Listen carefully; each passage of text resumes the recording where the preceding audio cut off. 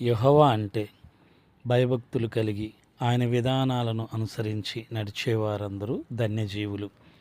నీవు కష్టించి సంపాదించుకున్న ఆహారాన్ని తింటూ సంతోషిస్తావు. నీవు క్షేమంగా ఉంటావు. నీ ఇంట్లో నీ భార్య ఫలవంతమైన ద్రాక్ష చెట్టులాగా ఉంటుంది. నీ భోజనం బల్ల చుట్టూరా నీ పిల్లలు ఆలివ్ మొక్కలుగా ఉంటారు.